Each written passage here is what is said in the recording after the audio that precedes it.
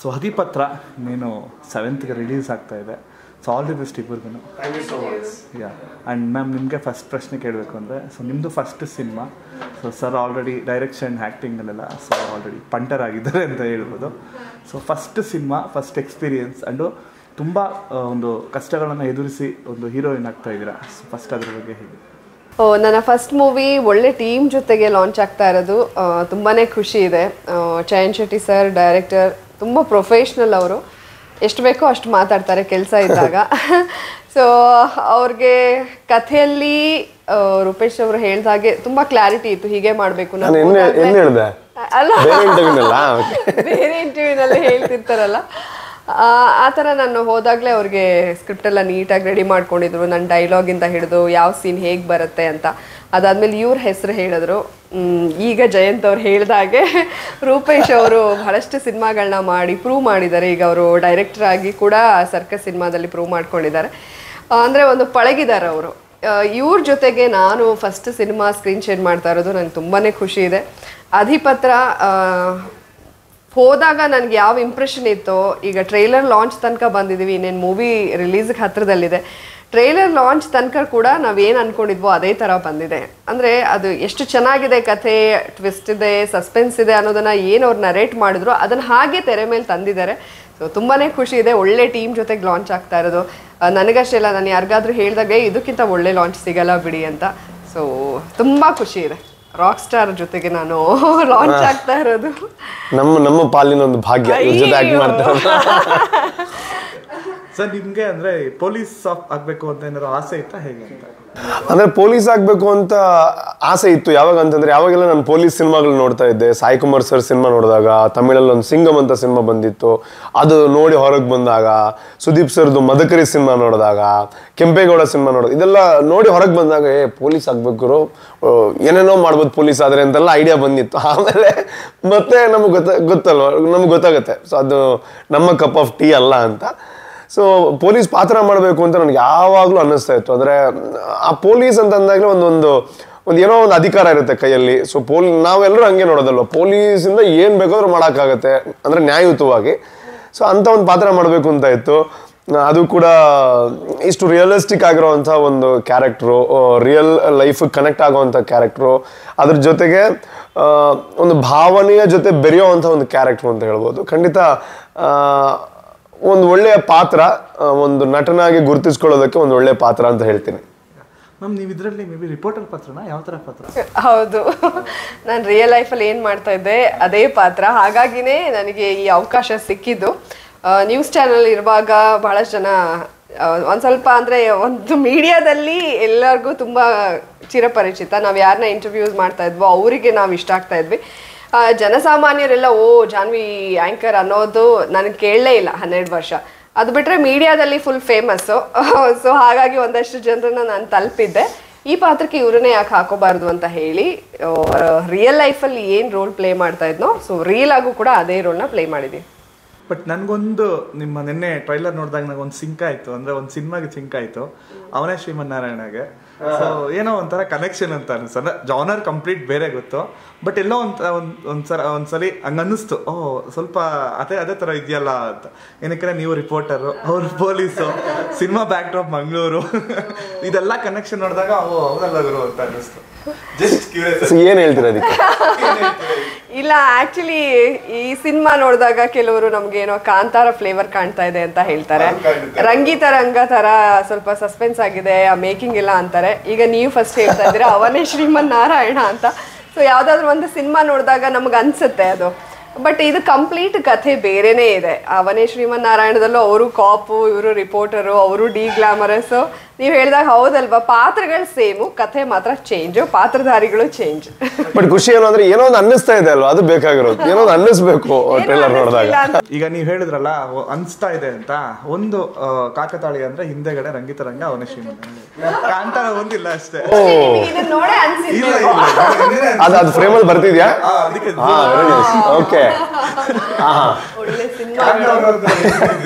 ಸಂಗೀತ ರಂಗ, ಅವನೇ ಶ್ರೀಮನ್ನಾರಾಯಣ, ಆಮೇಲೆ ಅಧಿಪತ್ರ. ಓಕೆ, ಇಲ್ಲ ನೀವು ಹೇಳಿದಕ್ಕೆ ಹಂಗಾದ್ರೆ ರಂಗಿತರಂಗ ಬಂದಿಲ್ಲ, ಸಿನಿಮಾದಿಂದಲೇ ಬಂದಿದ್ದು. ಇಲ್ಲ, ನನಗೆ ಹೇಳಿದ್ರು ಕೆಲವರು ಕಾಂತಾರ ತರ ಅಂತ ಕೇಳ್ತಾ ಇದ್ರು, ಕೆಲವರು ರಂಗಿತರಂಗ ತರ ಅಂತ. ಅವನೇ ಶ್ರೀಮನ್ನಾರಾಯಣ ನೀವ್ ಹೇಳೋದಕ್ಕಿಂತ ಮುಂಚೆ ನಾನು ಹೋಗಿ ಸಿನಿಮಾ ನನ್ ಕರೆದ್ರಲ್ಲ ಚಾನ್ ಸರ್ ಮತ್ತೆ ಕುಲ್ದೀಪ್ ಸರ್, ಅಲ್ಲೂ ಅಷ್ಟೇ ಅವನೇ ಶ್ರೀಮನ್ನಾರಾಯಣ ಇರ್ತಲ್ಲ ಜಾನ್ವಿ, ಅಲ್ಲಿ ಅವರು ಡಿ ಗ್ಲಾಮರಸ್ ಆಗಿ ಹೆಂಗೆ ರಿಪೋರ್ಟರ್ ಆಗಿ ಕಾಣಿಸ್ಕೊತಾರೋ ನೀವ್ ಹಂಗೆ ಅಂತ ಅಲ್ಲಿ ಹೇಳಿದ್ರು. ಅಂದ್ರೆ ಅದೇ ತರ ಅಂತಲ್ಲ, ಅಂದ್ರೆ ಅವರು ಹಂಗೆ ಕಾಣಿಸ್ತಾರೆ. ಶಾನ್ವಿ ಅವರು ಫುಲ್ ಸಾದಾ ಸೀದಾ. ಅವಾಗ ಕತೆ ಹೇಳುವಾಗ ಹೇಳಿದ ಅಂದ್ರೆ ಪಾತ್ರ ಹಿಂಗಿರುತ್ತೆ ಅಂತ. ಕತೆ ಇರ್ಬೋದು, ಕಂಪ್ಲೀಟ್ ಚೇಂಜ್, ಮೇಕಿಂಗ್ ಇರ್ಬೋದು, ಅದೆಲ್ಲ ಕಂಪ್ಲೀಟ್ ಚೇಂಜ್ ಇದೆ. ಯಾವ ವಿಷಯದಲ್ಲಿ ಸರ್? ಪೊಲೀಸ್ ಅಂದ್ರೆ ಇಷ್ಟ, ಪೊಲೀಸ್ ಆಗ್ಬೇಕು ಅಂತ ಅನ್ಕೊಂಡಿದ್ದು. ಸಡನ್ ಆಗಿ ಪೊಲೀಸ್ ಪಾತ್ರ ಕೊಟ್ರು, ಬಟ್ ಅದ್ರಲ್ಲಿ ಒಂದು ವೈಲೆನ್ಸ್ ಇಲ್ಲ, ಒಂದು ಹೊಡೆಯೋದಿಲ್ಲ.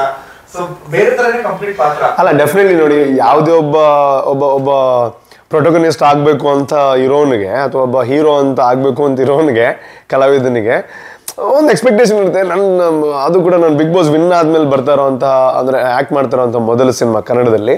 ಸೊ ಒಂದು ಸ್ವಲ್ಪ ಫೈಟ್ ಬೇಕು, ಒಂದು ಸ್ವಲ್ಪ ಆ್ಯಕ್ಷನ್ ಬೇಕು, ಒಂದು ಸ್ವಲ್ಪ ಗ್ಲಾಮರ್ ತೋರಿಸೋವಂಥ ಸೀನ್ಗಳು ಬೇಕು, ಈ ಥರ ಇರುತ್ತೆ.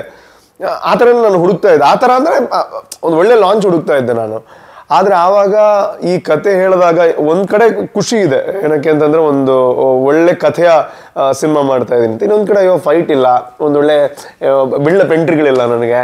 ಸೊ ಇದು ಒಬ್ಬ ಮನುಷ್ಯನಾಗಿರುತ್ತೆ, ಒಬ್ಬ ಮನುಷ್ಯನಾಗಿ ಕಲಾವಿದನಾಗಿ ಇರುತ್ತೆ ಎಲ್ಲೋ ಒಂದು ಕಡೆ ಸೈಡಲ್ಲಿ. ಬಟ್ ಅದಕ್ಕಿಂತಲೂ ದೊಡ್ಡದು ಸಿನಿಮಾ ಅನ್ನೋಂಥ ಮೆಚುರಿಟಿ ನನಗಿದೆ. ಸೊ ಇವಾಗೆಲ್ಲ ಮಾಡಿ ಒಂದು ಒಳ್ಳೆ ಬಿಲ್ಡಪ್ಪು, ಒಂದು 3 ಸಕ್ಕತ್ತಾಗಿರೋ ಫೈಟು, ಒಂದು ಸೂಪರ್ ಆಗಿರೋಂಥ 3 ಸಾಂಗ್ ಇದ್ದೂ ಕತೆ ಚೆನ್ನಾಗಿಲ್ಲದೆ ಇದ್ರೆ ಆ ಸಿನಿಮಾ ಯಾರಿಗೂ ಬೇಕಾಗಿಲ್ಲ. ಸೊ ಹಂಗಿರ್ಬೇಕಾದ್ರೆ ಕಥೆನೇ ಸಿನಿಮಾದ ಜೀವಾಳ, ಕಥೆನೇ ಸಿನಿಮಾದ ನಿಜವಾದ ಹೀರೋ. ಸೊ ಇದನ್ನು ಒಪ್ಕೊಳ್ಳೋದಕ್ಕೆ ಅದೇ ಕಾರಣ. ಅಂದರೆ ಅದಿಲ್ಲದೆ ಇದ್ರೂ ಕೂಡ ಈ ಸಿನಿಮಾದಲ್ಲಿ ಒಂದು ಒಳ್ಳೆ ಕಥೆ ಇದೆ, ಒಂದು ಒಳ್ಳೆ ಕಂಟೆಂಟ್ ಇದೆ. ಆ್ಯಂಡ್ ಈ ಕಾಂಟೆಂಟ್ಗೆ ಒಂದು ವೇಳೆ ಸುಮ್ಮನೆ ಫೈಟ್ ಹಾಕಿದ್ರೆ, ಒಂದು ವೇಳೆ ಸುಮ್ಮನೆ ಹಾಡು ಹಾಕಿದ್ರೆ, ಸುಮ್ಮನೆ ಬಿಲ್ಡಪ್ ಕೊಟ್ಟರೆ ಈ ಕಥೆ ಎಲ್ಲಿಗೂ ರೀಚ್ ಆಗಲ್ಲ, ಜನರಿಗೆ ಕನೆಕ್ಟೇ ಆಗಲ್ಲ. ಸೊ ಆಗಿರ್ಬೇಕಾದ್ರೆ ಅದು ಡೆಫಿನೆಟ್ಲಿ ತಲೆಯಲ್ಲಿ ಇರುತ್ತೆ, ಆ ಆ್ಯಕ್ಷನ್ ಬೇಕು ಅದಿದೆಲ್ಲ. ಬಟ್ ಈ ಕಥೆಗೆ ಬೇಡ ಅನ್ನೋಂಥದ್ದು ಕ್ಲಾರಿಟಿ ಇತ್ತು. ಈ ಕಥೆಗೆ ಅದನ್ನು ತುರ್ಕಿಸಿದ್ರೆ ಈ ಸಿನಿಮಾ ಹಾಳಾಗುತ್ತೆ. ಹಾಗಾಗಿ ಒಂದು ಒಳ್ಳೆ ಸಿನಿಮಾ ಮಾಡೋ ಪ್ರಯತ್ನದಲ್ಲಿದ್ದಾರೆ ಚಾನ್ ಶೆಟ್ಟಿ ಅವರು. ಹಾಗಾಗಿ ನನ್ನ ಕೆಲಸ ಇದ್ದಿದ್ದು ಅವ್ರು ಏನು ಹೇಳ್ತಾರೆ ಅದನ್ನು ಮಾಡೋದು. ಆ್ಯಂಡ್ ತುಂಬ ಇಷ್ಟಪಟ್ಟೆ. ನೀವು ಹೇಳ್ದಂಗೆ ಫಸ್ಟ್ ನರೇಷನ್ ಕೇಳಿದಾಗ ಸ್ವಲ್ಪ ಬೇಜಾರಾಗುತ್ತೆ, ಫೈಟ್ ಇಲ್ಲೋ ಹಂಗೆ ಅಂತ. ಬಟ್ ಫುಲ್ ನರೇಷನ್ ಕೇಳಿದಾಗ, ಅವರ ವಿಷನ್ ನೋಡಿದಾಗ ತುಂಬ ಖುಷಿಯಿಂದನೇ ಸಿನಿಮಾ ಮಾಡಿದ್ದೀನಿ. ಬಿಕಾಸ್ ಕಥೆ ಚೆನ್ನಾಗಿದ್ದ ಮೇಲೆ ಬೇರೆ ಯಾವುದು ಅಷ್ಟು ಇಂಪಾರ್ಟೆಂಟ್ ಅಂತ ಅನ್ಸಲ್ಲ ನನಗೆ. ಟ್ರೈಲರ್ ಅಲ್ಲಿ ಹೊಡಿತಾರಲ್ಲ ಕಪಾಳಕ್ಕೆ, ಆಕ್ಷನ್ ಇದೆ. ಹಂಗ್ ನೋಡೋಕೋದ್ರೆ ಆಕ್ಷನ್ ಇದೆ, ಹಂಗ್ ನೋಡೋಕೋದ್ರೆ ಇವ್ರದ್ದು ಪಾತ್ರದಲ್ಲಿ ಗ್ಲಾಮರ್ ಇದೆ. ಹೌದು. ಏನಕ್ಕಂದ್ರೆ ನೀವು ಸ್ಟೇಜ್ ಪ್ರೋಗ್ರಾಮ್ಸ್ ಮತ್ತೆ ಆಂಕರಿಂಗ್ ಮಾಡಿದೀರಾ, ವಿತೌಟ್ ಮೇಕಪ್ ಎಲ್ಲೂ ಸಹ ಹೋಗಿಲ್ಲ. ಈ ಸಿನಿಮಾ ಅಂತ ಬಂದಾಗ ಫಸ್ಟ್ ಸಿನಿಮಾದಲ್ಲಿ ಈ ತರ ಮಾಡ್ಬಿಟ್ವಾ? ವಿತೌಟ್ ಮೇಕಪ್ ಅಂತ ಏನಿಲ್ಲ, ಸ್ವಲ್ಪ ಮೇಕಪ್ ಹಾಕಿದೀವಿ. ಬಟ್ ಆದ್ರೆ ಡಲ್ ಮೇಕಪ್ ಸ್ವಲ್ಪ ಡೈರೆಕ್ಟ್ ಕೆಲಸ ಹೇಳ್ತಾರೆ, ಸ್ವಲ್ಪ ಡಲ್ ಬೇಕು, ಸ್ವಲ್ಪ ಡಲ್ ಬೇಕು. ಅವರಂತೂ ಕಾಂಪ್ರಮೈಸ್ ಆಗಲ್ಲ. ಆಕ್ಚುಲಿ ಅವರು ನನಗೆ, ನಾನು ನ್ಯೂಸ್ ಅಲ್ಲಿ ಇವಾಗ ಸ್ವಲ್ಪ ಮತ್ತೆ ದಪ್ಪ ಆಗಿದ್ದೀನಿ.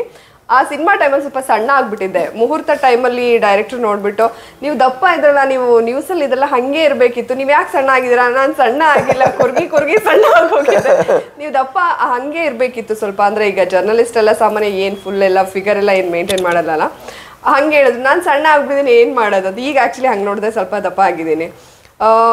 ಇದೆ ನನಗೆ ಸ್ಕ್ರೀನ್ ಸ್ಪೇಸ್ ತುಂಬಾನೇ ಕಡಿಮೆ. ಸಿನಿಮಾ ನೋಡಿದ್ರೆ ಎಲ್ಲೋ ಸ್ವಲ್ಪ ಒಂದು ಚಿಕ್ಕ ಪಾತ್ರ ಅಂತ ಹೇಳ್ಬೋದು ಅಷ್ಟೇ. ಬಟ್ ಒಳ್ಳೆ ಟೀಮ್ ಇದ್ದಾಗ ನನ್ನ ಪಾತ್ರ ಕಡಿಮೆ ಇದೆಯಾ, ನನಗೆ ಸ್ಕ್ರೀನ್ ಟೈಮ್ ಜಾಸ್ತಿ ಇದೆಯಾ, ಅದನ್ನೇ ನಾನು ನೋಡೋಕೆ ಹೋಗಿಲ್ಲ. ಇಲ್ಲಿ ನಮ್ಮ ಇವರ ಸೀನೇ ತುಂಬ ಕಡಿಮೆನೆ. ರೊಮ್ಯಾನ್ಸ್ ನಾನು ಇವ್ರನ್ನ ಮಾತಾಡಿದೀವಿ ಅಷ್ಟು ಬಿಟ್ರೆ ನೋ ಟಚ್, ಒಂದು ಕೈ ಕೂಡ ಟಚ್ ಆಗಲ್ಲ.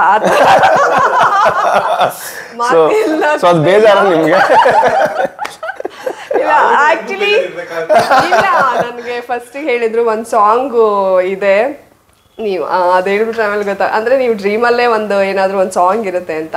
ಓಕೆ ಅದೆಲ್ಲ ಇದೆ ಅಂತ ಅಂದ್ರು. ಆಮೇಲೆ ಮೋಸ್ಟ್ಲಿ ಅದು ರಿಕ್ವೈರ್ ಇಲ್ಲ ಅಂತ ಅನ್ನಿಸ್ತೇನೋ. ನನ್ನ ಫ್ರೆಂಡ್ಸ್ ಹೇಳ್ತಿರ್ತಾರೆ, ಈಗ ಇವಳೇ ಇದ್ದಾಳಲ್ಲ, ಇವಳು ಬಂದಿದ್ಲು ಕರಿಯೋದ, ಬಿಕಾಸ್ ನೋಡೋದು ಗೊತ್ತಾಗಲ್ಲ ಇವಳು ಅಂದ್ರೆ ಯಾರು ಅಂತ ಕರೆದು ಮಾತಾಡ್ಸಲ್ಲ. ಅವಳು ಒಂದು ಸಾಂಗ್ ಇದ್ದಿದ್ರೆ ಚೆನ್ನಾಗಿರ್ತಿತ್ತು ನಿಮ್ಮ ಅವ್ರು, ಯಾಕಂದ್ರೆ ಹೀರೋ ಹೀರೋಯಿನ್ ಅಂತ ಅಂದಾಗ ಸ್ಕ್ರೀನಲ್ಲಿ ನೋಡಕ್ ಇಷ್ಟಪಡ್ತಾರಲ್ಲ ಅಂತ. ಅದು ಡೈರೆಕ್ಟರ್ಗೆ ರಿಕ್ವೈರ್ಮೆಂಟ್ ಇಲ್ಲ ಅಂದಾಗ ಮೋಸ್ಟ್ಲಿ ಕಟ್ ಮಾಡಿದರೆ ಏನು ಮಾಡೋಕ್ಕಾಗತ್ತೆ ಅಂತ. ಬಟ್ ಅದೇ ನಾನು ಹೇಳ್ದಾಗೆ, ಇವ್ರು ಹೇಳ್ದಾಗೆ ಕಥೆನೇ ಅಲ್ಲಿ ಮೇನ್ ರೋಲ್ ಪ್ಲೇ ಮಾಡುತ್ತೆ. ಅಲ್ಲ ಇನ್ನೇನ್ ಗೊತ್ತಾ, ಇನ್ನೊಂದು ಸ್ಟೋರಿ ಇನ್ನೊಂದು ಕ್ಲೈಮ್ಯಾಕ್ಸ್ ಹೇಳಿದ್ರೆ ಎಲ್ಲ ಕಂಪ್ಲೀಟ್ ಆಗ್ಬಿಡುತ್ತೆ. ಆಲ್ಮೋಸ್ಟ್ ಎಲ್ಲ ಹೇಳೋದು. ಇಲ್ಲ ಅಂದ್ರೆ ಈಗ ಹೀರೋ ಹೀರೋಯಿನ್ ರೊಮ್ಯಾನ್ಸ್ ಇರಬೇಕು, ಇಂಥದ್ದೊಂದು ಫೈಟ್ ಇರಬೇಕು ಅಂದ್ರೆ ತುರುಕೋ ಅಂತ ಪ್ರಯತ್ನ ಮಾಡಿಲ್ಲ. ಇವ್ರು ಹೀರೋಯಿನ್ ಆಗಿ ತಗೊಂಡ್ಬಿಟ್ಟಿದ್ದೇವಲ್ಲ, ಸ್ವಲ್ಪ ಜಾಸ್ತಿ ತೋರ್ಸೋಣ, ಇಲ್ಲ ಎಷ್ಟು ಬೇಕೋ ಅಷ್ಟೇ. ನನಗೆ ಅದ್ರ ಬಗ್ಗೆ ಏನು ತುಂಬ ಬೇಜಾರಿಲ್ಲ. ಇತ್ತೀಚೆಗೆ ಬರೋ ಸಿನಿಮಾಗಳಲ್ಲಿ ಹೀರೋಯಿನ್ಸ್ ಕಾಣಿಸ್ಕೊಳ್ಳೋದೇ ಕಡಿಮೆ. ಸೊ ಹಾಗಾಗಿ ನಾವು ಅದನ್ನು ಅಕ್ಸೆಪ್ಟ್ ಮಾಡಲೇಬೇಕು. ಒಳ್ಳೆ ಟೀಮ್ ಆಗಿರೋದ್ರಿಂದ ಓಕೆ, ನನ್ನ ಪಾತ್ರ ಕಡಿಮೆ ಇದ್ರೂ ಪರವಾಗಿಲ್ಲ, ಮಾಡಿದ್ದೀನಿ ಅನ್ನೋ ಖುಷಿ ಇದೆ. ಅಲ್ಲ ಇನ್ನು ಉಳಿದಿರೋದು ಕ್ಲೈಮ್ಯಾಕ್ಸ್ ಏನಾಗುತ್ತೆ ಅಂತ ಹೇಳ್ಬೇಕು. ಇನ್ ಸ್ವಲ್ಪ ಕತೆ ಹೇಳ್ಬೇಕು, ಅಲ್ಲಿಗೆ ಮುಗಿದೋಯ್ತು. ಅಲ್ಲ ನಾನು ಜಾಸ್ತಿ ಮಾಡಿಲ್ಲ ಅನ್ನೋದಂತೂ ನಿಜ, ಅದೇ ಹೇಳಿರೋದು. ಇಲ್ಲ ಅದು ಸಿನಿಮಾ ಅಂದ್ರೆ ಕ್ಯಾಮ್ರಾ ಹಿಂದೆ ಇರಲ್ಲ, ಅದಷ್ಟೇ ಹೇಳಿದಾರೆ ಅವರು. ಸಿನಿಮಾ ಬಗ್ಗೆ ಏನು ಹೇಳಿಲ್ಲ. ನೆಕ್ಸ್ಟ್ ಇಂಟರ್ವ್ಯೂನಲ್ಲಿ ಹೇಳೋಣ ನಾವು. ಅಂದ್ರೆ ಇದು ಈಗ ನೀವು ನ್ಯೂಸ್ ಫಾರ್ಮೆಟ್ ಇಂದ ಸಿನಿಮಾ ಫಾರ್ಮೆಟ್ ಬರಕ್ ಕಷ್ಟ ಆಯ್ತಾ ಹೇಗೆ ಅಂತ? ಈಸಿ ಇತ್ತಾ? ಈಸಿ ಅಂದ್ರೆ ನಾನು ಈ ಸಿನಿಮಾಗಿಂತ ಮುಂಚೆ ಗಿಲಿ ಮಾಡಿದ್ನಲ್ಲ, ನನಗೆ ಅದೇ ಒಂದು ಸ್ಟೇಜ್ ಅಲ್ಲಿ ಒಂದ್ ಸ್ವಲ್ಪ ಈಗ ಆಕ್ಟರ್ ಅಂದ್ರೆ ಹೇಗಿರ್ಬೇಕು, ಆ ಪಾತ್ರದ ಒಳಗಡೆ ಇಳಿಯುವಾಗ ಅವ್ರು ಹೆಂಗ್ ಬಿಹೇವ್ ಮಾಡ್ಬೇಕು, ಅದೆಲ್ಲ ನನಗಲ್ಲಿ ನಿಜವಾಗ್ಲೂ ಅದನ್ನ ನಾನು ಥಿಯೇಟರ್ ಕಂಪೇರ್ ಮಾಡ್ತೀನಿ. ಅದು ಖಂಡಿತ ಉತ್ಪ್ರೇಕ್ಷೆ ಆಗೋದಿಲ್ಲ. ಯಾಕಂದರೆ ನಮ್ಮದು ಒಂದು ಡೈಲಾಗ್ ಇರ್ತಿತ್ತು, ಡಬಲ್ ಮೀನಿಂಗ್ ಡೈಲಾಗು, ಸುಮ್ಮನಾಗ್ತಿದ್ವಿ. ಆಮೇಲೆ ಏನೋ ಒಂದು ಎಮೋಷ್ನಲ್ ಸ್ಕಿಟ್ ಇರುವಾಗ್ಲೂ ನಾನು ಸ್ವಲ್ಪ ಡಬಲ್ ಮೀನಿಂಗ್ ಕಾಮಿಡಿ ಎಲ್ಲ ತುಂಬ ಮಾಡ್ತೀನಿ. ಆವಾಗ ನಮ್ಮ ಮೆಂಟರ್ಸ್ ಎಲ್ಲ ಮೇಡಮ್ ಒಂದು ಸ್ವಲ್ಪ ಇನ್ವಾಲ್ವ್ ಆಗಿ ನೀವು ಮಾಡ್ತಾ ಇರೋ ಪಾತ್ರ ಇದು ತಂದೆ ಮಗಳ ಪಾತ್ರ, ಸ್ವಲ್ಪ ಸೈಲೆಂಟ್ ಆಗಿರಿ ಅಂತ ಹೇಳೋರು. ನೋಡಿ ಅಂದರೆ ಅದು ಸಂಜೆ ನಮ್ಮದು ಸ್ಕಿಟ್ ಇದ್ರೂ ಬೆಳಗ್ಗಿಂದನೂ ಅದಕ್ಕೆ ಪ್ರಿಪೇರ್ ಆಗ್ತಾ ಇರ್ತಾರೆ. ಅಲ್ಲೂ ಅಷ್ಟೇ ಆ ಡಿ ಗ್ಲಾಮರಸ್ ರೋಲೇ ಇರುವಾಗ ನಾನು ಸ್ವಲ್ಪ ಏನಾದರೂ ಒಂಚೂರು ಲೈಟಾಗಿ ಹಚ್ಕೊಳ್ಳೋಣ ಕ್ಯಾಮ್ರಾಗೆ, ಇಲ್ಲ ಫುಲ್ ಮೇಕಪ್ ತೆಗ್ರಿ ಅಂದರೆ ಅಷ್ಟು ಸ್ಟ್ರಿಕ್ಟ್ ಇರ್ತಿದ್ರು. ಅಂದರೆ ಒಬ್ಬ ಕಲಾವಿದೆ ಅಥವಾ ಕಲಾವಿದ ಆಗಬೇಕು ಅಂದರೆ ಮೇಕಪ್ಪು, ಕಾಸ್ಟ್ಯೂಮು, ಅವ್ರ ಮೈಂಡ್ ಸೆಟ್ಟು ಎಲ್ಲ ಎಷ್ಟು ಇಂಪಾರ್ಟೆಂಟ್ ಅನ್ನೋದನ್ನು ಅಲ್ಲಿ ನನಗೆ ತಿಳಿಸ್ಕೊಟ್ಟಿದ್ರು. ಜೊತೆಗೆ ಈ ನ್ಯೂಸ್ ಅಷ್ಟು ವರ್ಷಗಳು ಮಾಡಿದ್ರಿಂದ, ದಶಕ ಮುಗಿಸಿ ಬಂದಿರೋದಲ್ಲ, ಅದು ಒಳಗಡೆ ಕೂತಿರುತ್ತೆ. ಕ್ಯಾಮ್ರಾ ಬಂದ ತಕ್ಷಣ ನಮ್ದು ಹೈ ಪಿಚ್ಚು ಅದೇ ಟೋನ್ ಬರ್ತಿರುತ್ತೆ. ಅಲ್ಲಿ ನನಗೆ ಕರೆಕ್ಷನ್ ಮಾಡಿದರು. ಸೊ ಹಾಗಾಗಿ ಅಲ್ಲಿಂದ ಆದಮೇಲೆ ಇಲ್ಲಿಗೆ ಬಂದಿದ್ದರಿಂದ ನನಗೆ ತುಂಬ ಕಷ್ಟ ಅನ್ನೋ ಥರ ಏನಾಗಲಿಲ್ಲ. ಗೊತ್ತಿಲ್ಲ ಸ್ಕ್ರೀನ್ ಮೇಲೆ ನೋಡಿ ಜನ ಏನು ಹೇಳ್ತಾರೋ ಗೊತ್ತಿಲ್ಲ, ಬಟ್ ಡೈರೆಕ್ಟರ್ ನನಗೆ ಹೇಳಿದೆ, ಇಲ್ಲ ನಾನು ನೀವು ಅಂದರೆ ಇಷ್ಟು ಮಾಡ್ತೀರಾ ಅಂದ್ಕೊಂಡಿರಲಿಲ್ಲ, ನೀವು ಚೆನ್ನಾಗಿ ಮಾಡಿದ್ದೀರಾ ಅಂತ ಹೇಳಿದ್ದಾರೆ. ಪ್ರಯತ್ನ ಅಂತೂ ಪಟ್ಟಿದ್ದೀನಿ. ತುಂಬ ತುಂಬ ಕಷ್ಟ ಆಗಲಿಲ್ಲ, ಯಾಕಂದರೆ ನನಗೆ ಗಿಲಿಗಿಲಿ ಸ್ವಲ್ಪ ನಾನು ಟ್ರೈನಾಗಿ ಬಂದಿದ್ದರಿಂದ ಓಕೆ ಅಂದರೆ ಬೆಟರ್ ಇತ್ತು.